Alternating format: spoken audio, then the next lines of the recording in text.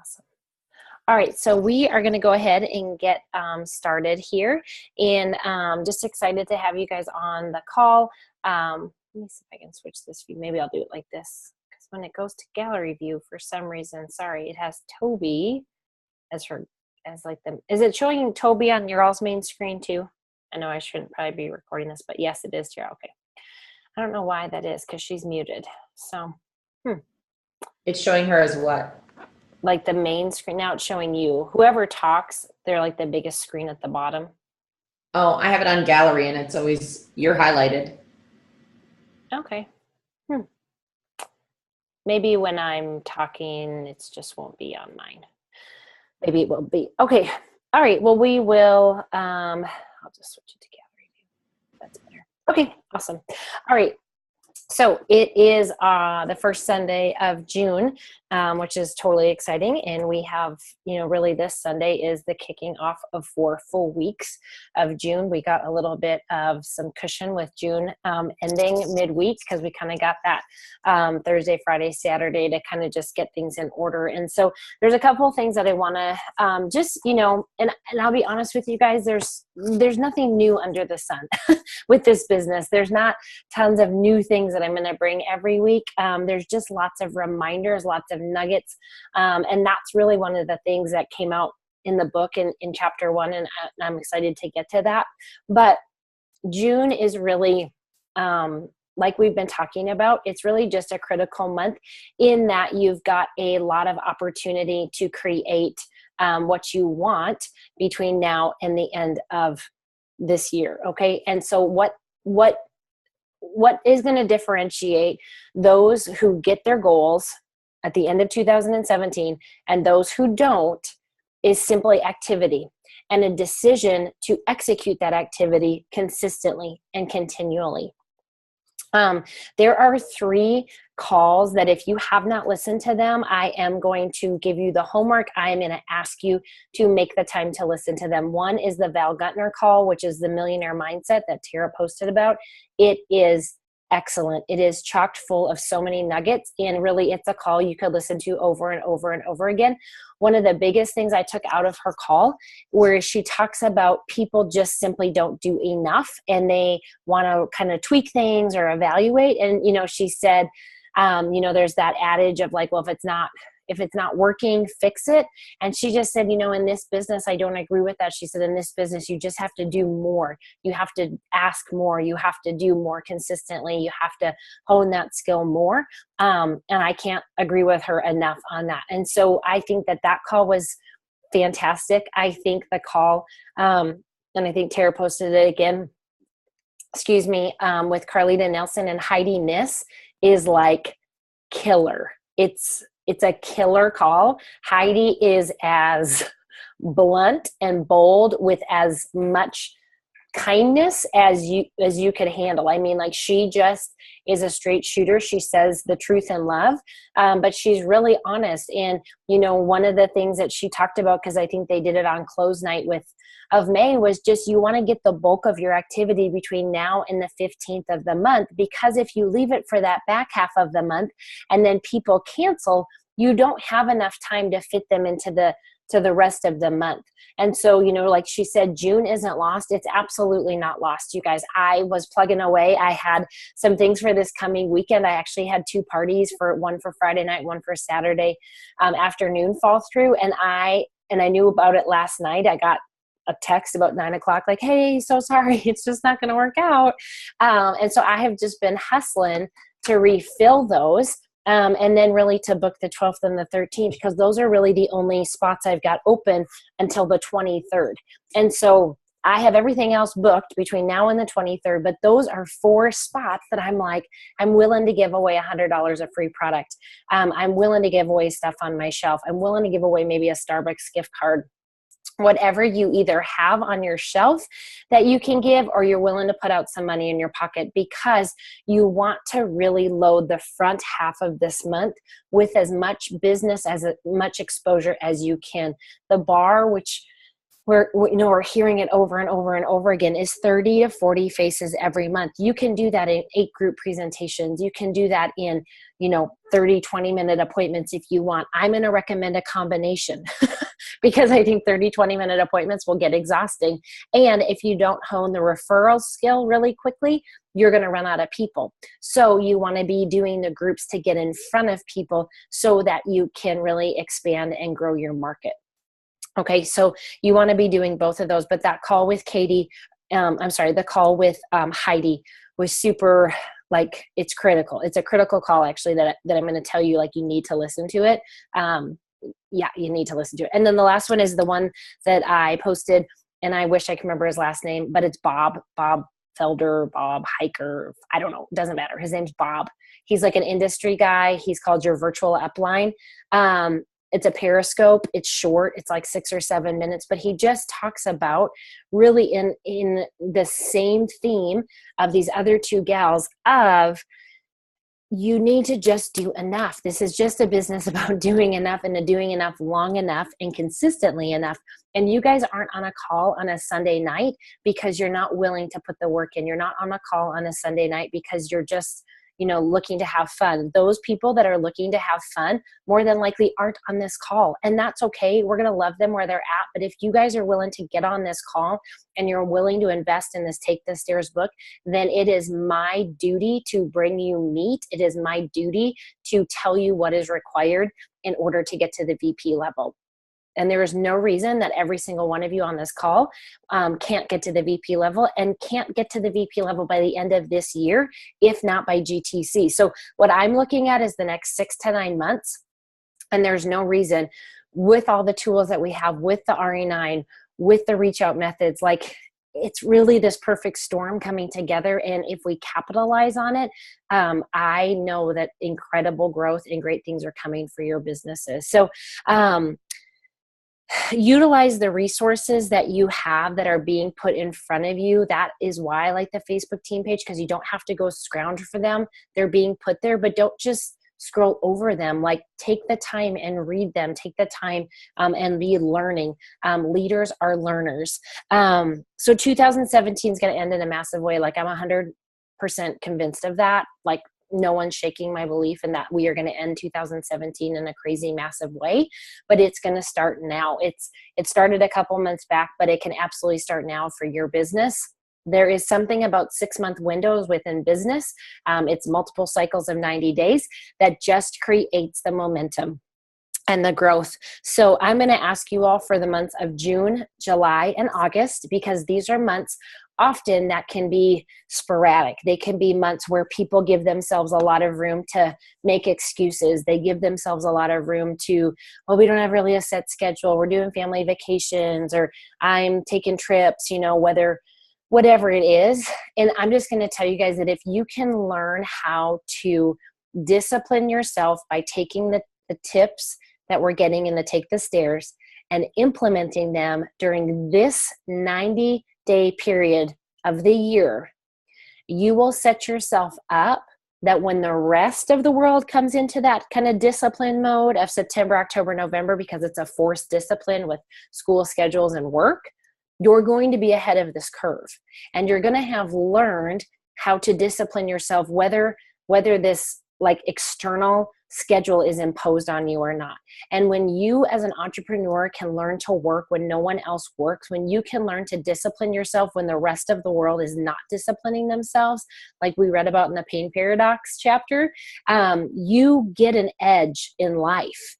And so I'm going to ask you guys for the month of June, July, and August to follow the system in its entirety. And the system in its entirety is getting in front of 30 to 40 faces with the products and the business. Don't get in front of 17. Don't get in front of 21. Get in front of 30.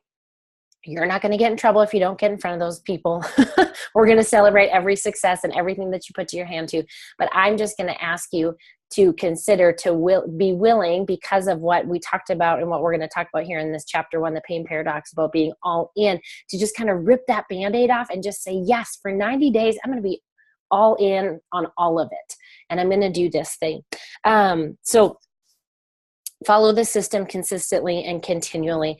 Familiarize yourself with the incentives that are coming out. There were lots posted. There's the California Dreamin' incentive. There's the pitcher incentive. There is the PC welcome back promotion. Just take some time. For me, I'm much better, even though they're online. Like for me, I'm much better with paper. So I actually have to print everything off and like reread it and kind of circle it and make a note on it, because it just starts to make sense better in my brain if I have a paper copy. So just familiarize yourself with it, understand what it takes. If you don't understand what it takes, then reach out and get those questions answered so you have a clear plan. And that those incentives are not the end all be all of your business, but they're simply carrots that Arbonne dangles in front of us to just say, hey, do a little bit more. Hey, give a little bit more. Hey, stretch a little bit more. They're dangling this California trip because the AIT trip is gone. You can't work for it anymore. So that trip's out of the way. So now they're going to put a new trip in front of us. And once this trip is done, then they're going to bring out holiday line, and that'll be the next carrot that they dangle for us. And then in December, they're going to relaunch the AAT, and that'll be another carrot. Okay, so they're always doing that to really help you grow your business. So before we jump into the book, I want to just share with you all a little, just an awesome little nugget of wisdom that was shared with me today, actually before I headed into church. And I was having a conversation with somebody, and they were just really encouraging me. And one thing that she said was, she just said, when you are faithful and grateful in this process, everything starts to take care of itself. So when we're faithful and we're grateful, which means we're faithful to do the next right thing, we're faithful in the little things, we're faithful to be consistent, we're faithful to step out, we're faithful to take courage. When we have this attitude of, at the end of the day, I'm gonna be proven faithful. Okay, that's going to be an attitude, and you can control that. The other thing that you can control is this attitude of gratefulness, that we're grateful for what we have. We're grateful for every opportunity. We're not grumbling. We're not complaining. We're not criticizing. We're not comparing. We're not, putting people down. We're just operating in this spirit of gratefulness. And one of the quotes, I know we posted it last month, but it's just this quote, and I put it up, of just speak what you seek until you see what you said. Because oftentimes we are saying things, we're speaking things out of criticism, we're speaking things out of negativity, we're speaking things out of ungratefulness, and we will reap the fruit of that. Okay, so if you want your business to start to have this great exponential growth, or to continue in this growth, be faithful and be grateful. And I loved that, because that was super simple, and we can all remember that. And so I just wanted to share that, because that was really life-giving to me this morning. And I was like, oh, that's so good. Like, in all things, we can be faithful and we can always be grateful. And when we do that, it just makes this process and this journey, it just amplifies it. So anyways, okay, on to the book, Holy Buckets. And if you guys want to unmute, because I obviously want this to be very chatty, like we're in a book club together. This chapter, super short, but packed full of some ridiculous nuggets. So, and if you guys want to turn your cameras on, that's awesome. If you don't, or if, I think Shauna's driving and she can't. But what I would love to hear is, so sacrifice is chapter 1. The paradox principle and the pain paradox. It was a lot. It was on sacrifice, all those things. So I would just love to hear from a couple of you, like, what was maybe a big nugget or a big takeaway or a big aha that you were like, oh, that was, wow, that was intense.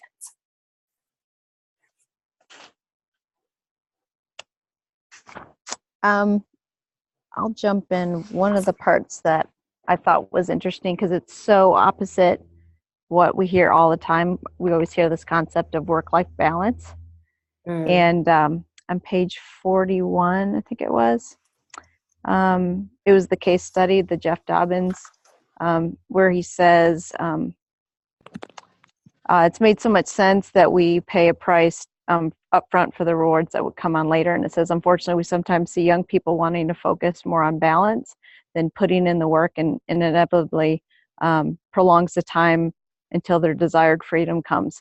And I think that's something that, if you get in that mindset of, oh, I got to balance work, oh, I got to balance family, and you're always looking at that way versus just hitting it head on and kind of sucking up the pain for a short term, that's something that you could kind of lose track of, and I think the hard part is sometimes with this, you don't have an end point, right?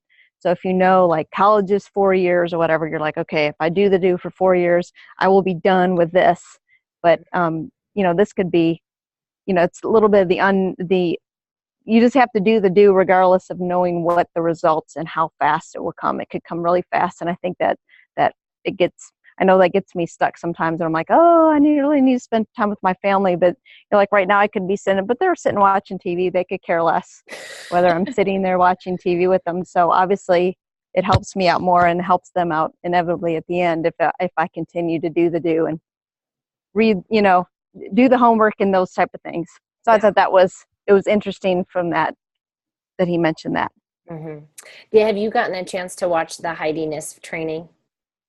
That one I did not. I don't think I did, and I lost I couldn't hear for a minute. My plug came out, so I'll have to. So Heidi, and then the other one was Val, right? Yeah, Heidi Niss is a video she does with Carlita, but she speaks to this point of balance, and she's like, it's a bunch of hoo-ha. She's like, this is some idea that somebody in college came up with, and we need to live this life of balance. And she's like, well, no one lived balance, and she was funny. She says people are, sometimes people are like, I just want to be the Proverbs 31 woman. I just want to be home with my kids and take care of my husband. Like, do you know what the Proverbs 31 woman looked like? Like, fields. She was making her clothes like she was a hustler. Like she was killing it.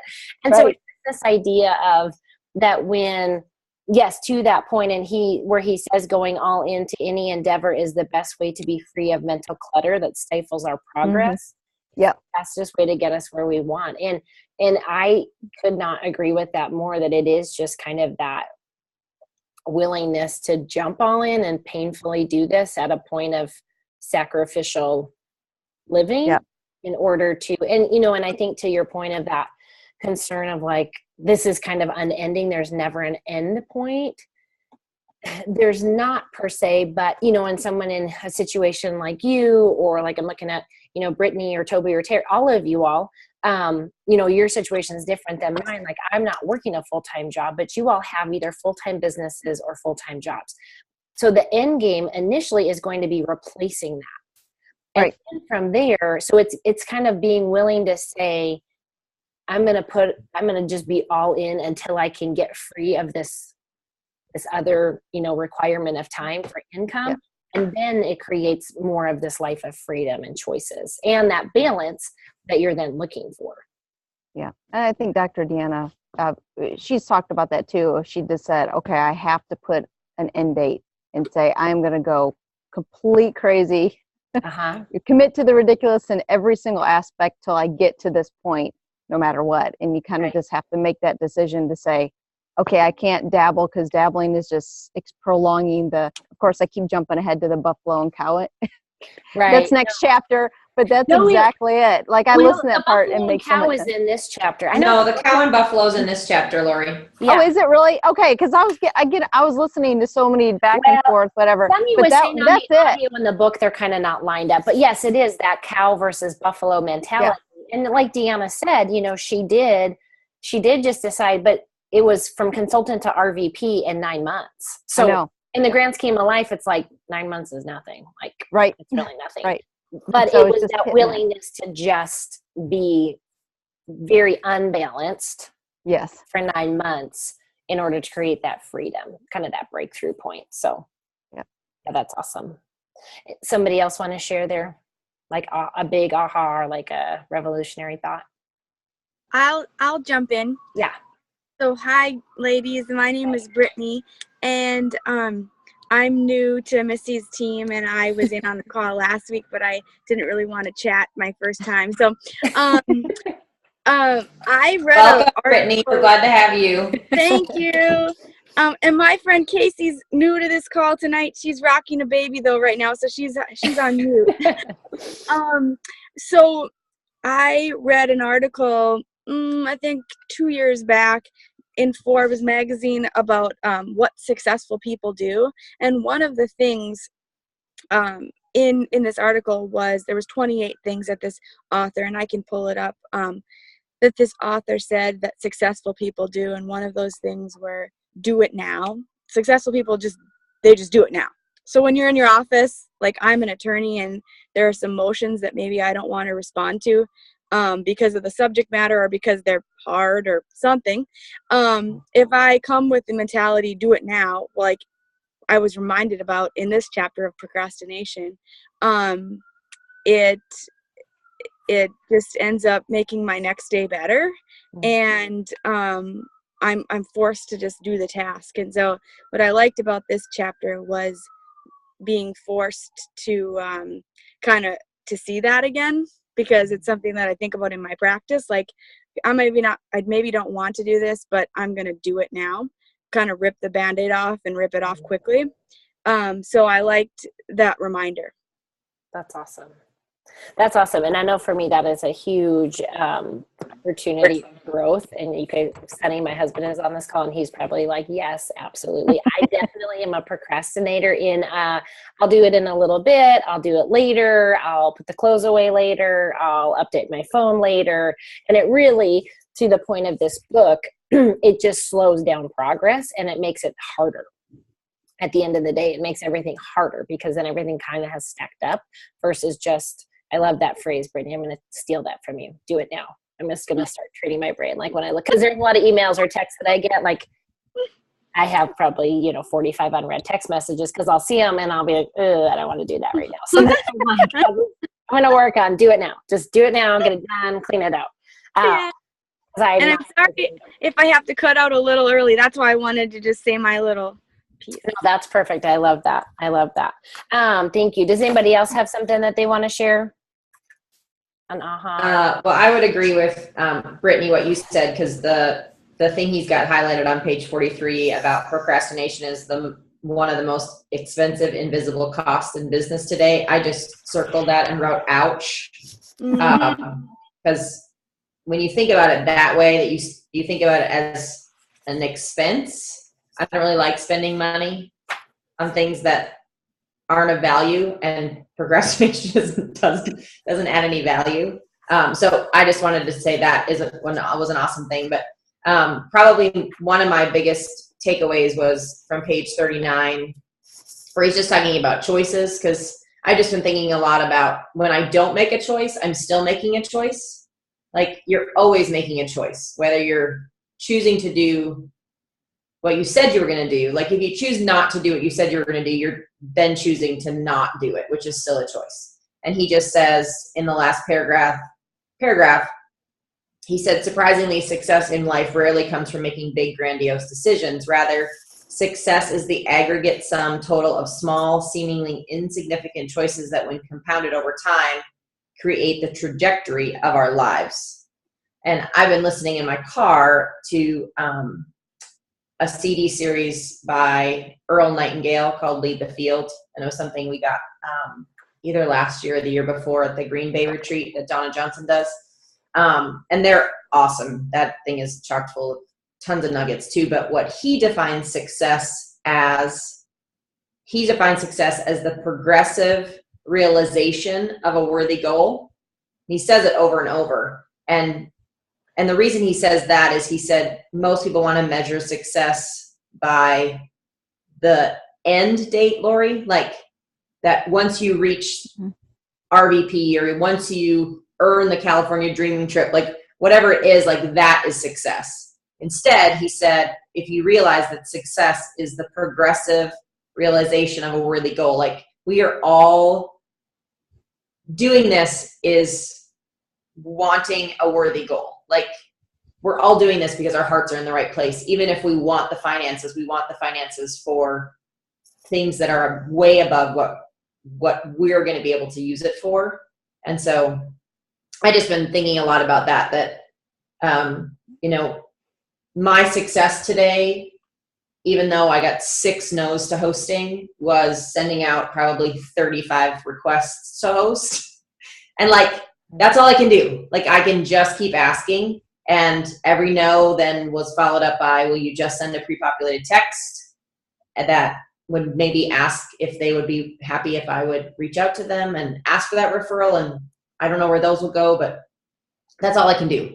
So my day was successful, even though I can't say, come here and say like, oh, I booked 4 parties. Oh, like, which is also be successful. But I don't know. It's all about choices. And then, but those choices also realizing that each choice is success, because success is just the aggregate sum total of those small choices. Mm-hmm. Yeah, that's awesome.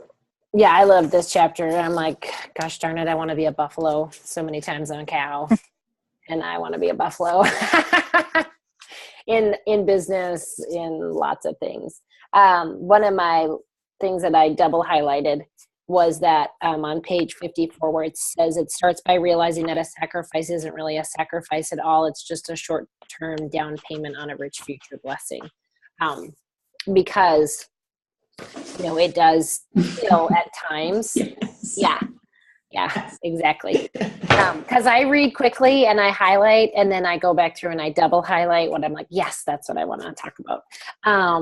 But just that idea of, there can be times where, personally for me, I have an internal battle a lot of times with the time I put into my business, and that it does take away from my kids, my girls, and I can struggle with that, even though I spend an obscene amount of time with my children. Like, my kids are never not without a parent.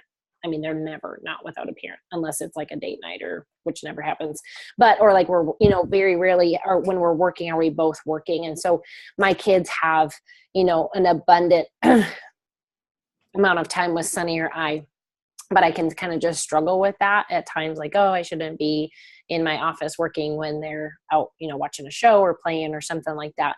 But just realizing that I'm either going to put the time in now, or I'm going to put the time in later, because the time is always going to be required. And so just knowing that if I just pull off that Band-Aid and do it now, like Brittany said, and just rip it off, it is going to create that financial, place for us that will create the time freedom where, there is just a little bit more, or there is quite a bit more flexibility of what I'm going to do, with that time that we have. So, I did want to ask you all to share, because he has these questions in the back, but I do want to make them pertinent to the business. I mean, obviously they could always be pertinent to our life, but I think it's good for us to kind of share with each other, in this business, what some things that we're identifying, because the other people are going to be maybe feeling like, oh, shoot, I struggle with that too. At least I'm not alone. Or, get some encouragement.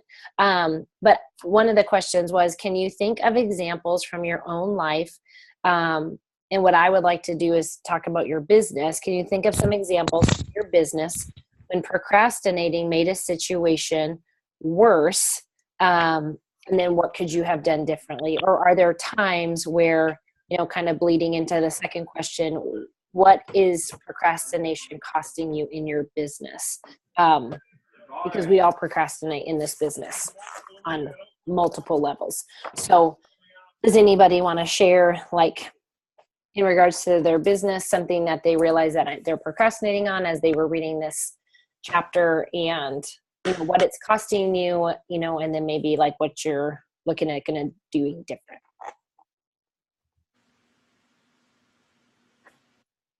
Oh, that was a big question. Sure, I can share. Awesome. Well, I'll start with number 2, and then I'll go to number 1. So procrastination is costing me success and freedom. Like, it's costing me freedom. It's costing me having more time and more finances. And because of that, I'm filling that instead with regret, delay, and doubt.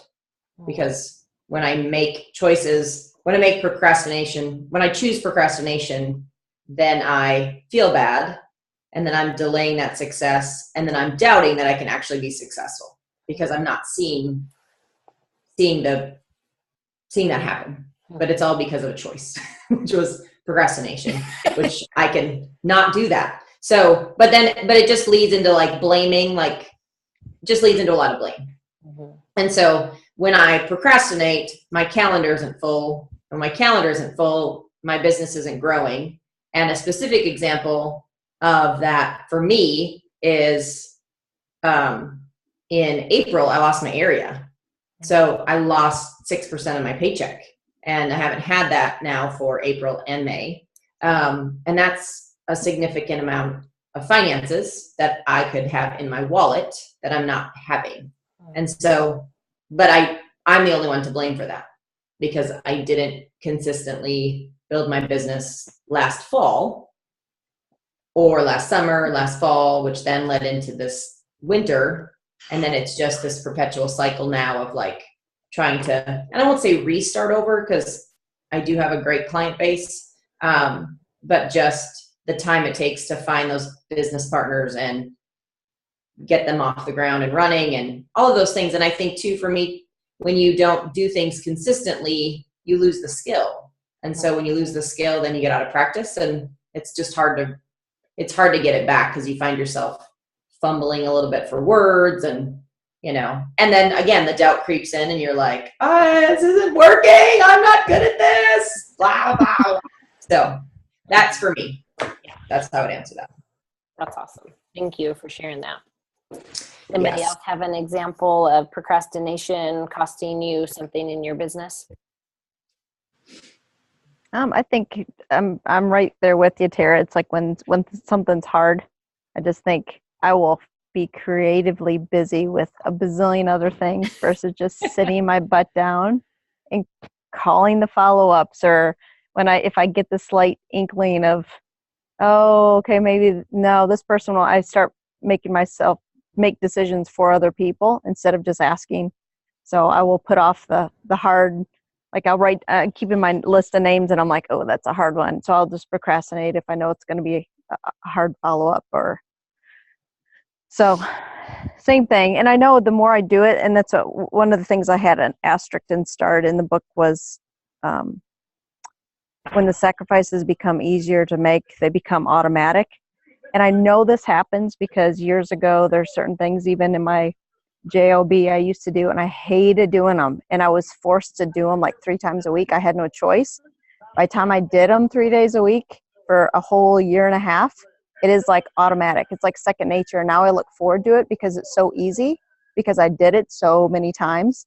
And I'm thinking, I know I will get to that point. I just have to do it. And so it's just keep putting it off, and it's the hardest thing. So I will find the easier things first, and then I'll run out of time, and then I didn't do the hard things first. So procrastination, I keep shuffling those off, kicking them down the road instead of just getting them done, because I did them one day, like did all the hard things first, and I felt great the rest of the day. And I was like, man, that's awesome. I got to do it again tomorrow. And then I did the same stinking committee talking to my ear all day. So, yep. Yeah. And I think that's where this business is so, that's just where so much of that personal growth comes. That's so invaluable. But it's like, you know, in your JLB, it was that forced choice that you had to do those things or you lost the job. So while there was some personal growth, the personal growth didn't come at the level that it'll come in this environment because you're the one that's actually disciplining yourself. There's not an external kind of pressure to do it. And so then the growth is just, you know, exponential in that. And so it is fun. And I'm just really excited just as we kind of chomp through this book and go through it, just, you know, it's just this ability to just become better, this ability to really master these skills, to really live a life that's reflective of a self-disciplined, you know, procrastination-free life. And I know that people, you know, like he talked about in the intro, the rent is due every day. Like you have to make that choice every day. But I think that the more and more we make that choice, just like the more and more we choose to eat well, the more we automatically will choose to eat well, because we realize that sacrifice of not eating the cake is actually not a sacrifice, because the cake makes us feel terrible. So the sacrifice of reaching out, booking the appointments, putting the work into our business isn't really a sacrifice, because at the end it's going to make us feel better, because the avoidance and the procrastination always makes us feel worse. and there's nothing that a full calendar, even though if that feels stressful and you're like, oh my gosh, my month is going to be so crazy busy with Arbonne and I'm going to be so exhausted by the end of this month, that feeling is always better than an empty calendar. The stress of an empty calendar is always worse than the stress of a full calendar. So that's awesome. Did anybody else have anything else that they wanted to share about the pain paradox or the pain principle before we wrap up? Did you want to share yours, Miss? Sure. This book is like, woo. I meant the answers to those 2 questions you asked. Oh, yeah. Yes, let me go to those. In 12 and a half years of this business, holy buckets, have I had seasons of procrastination? Yes. Have I had, places where that has absolutely cost me? Yes. Some of the things where I have identified that I, really where it costs me in this business is where I, back to Brittany's point, where I don't do it now and I delay and it'll pull things out longer. Like right now I have 3 RE9 sets sitting on my shelf. That's stupid. That's not bringing money into my business. They've been sitting there since Thursday. We went to Holiday World Thursday, Friday. We came home yesterday. We did a birthday party. I don't even know what we did yesterday afternoon. I worked on some stuff, but really I just should have kind of stopped doing all of that, or even on Wednesday, knowing we were going to be gone to Holiday World, and just gotten those kits ready and gotten them out, because by now I could be picking them up tomorrow and probably turning those into sales or hostessing, or business partners. And so it's just, for me, it's just kind of amping up my willingness to self-discipline myself to do those next right things that I know to do, even if they seem like small or insignificant. Some other things that have cost me in my procrastination is where I will lose time on Facebook in a stupid, embarrassing way. And I'm like, why do I just scroll and scroll and scroll and scroll? And and I'll get on there thinking oh, maybe I'll see somebody and it'll prompt something to reach out to somebody, but it definitely leads more to wasting time than to being profitable in this business. So there's just, some things like that I realize that I just need to, I don't know why, what Brittany said, just that, do it now. That's such a good thing for me to do, because there's lots of times where I don't do it now. I think I'll have a little bit more time later. And to your point, Lori, I run out of time. And so I know that this book was brought into my life for this season for sure. And, none of it really, to me, as I've listened to this book, half a dozen times, is none of it seems too difficult to do. It doesn't feel oh, I can't do this. I can do these things. It's just having the awareness and then making the choice to make it a daily decision and then execute that decision. So yes, there are things, and just giving you guys maybe some foresight, letting my hindsight be your foresight. I have procrastinated at times on reaching out to people, and they've ended up in other people's businesses. And that's painful. That stings. Ouch. That happened years ago in my business. I had a cousin that ended up in another team's success line. My cousin calls me and says, hey, I just went to this party and I just went to a coffee appointment today. And I'm like, do you think I should do this? It's an amazing business. And in all integrity, I couldn't tell her to not sign up with that team. I had never reached out to her. I was intimidated by her. She's about 10 years older than me. I didn't think she would have any interest in doing this business.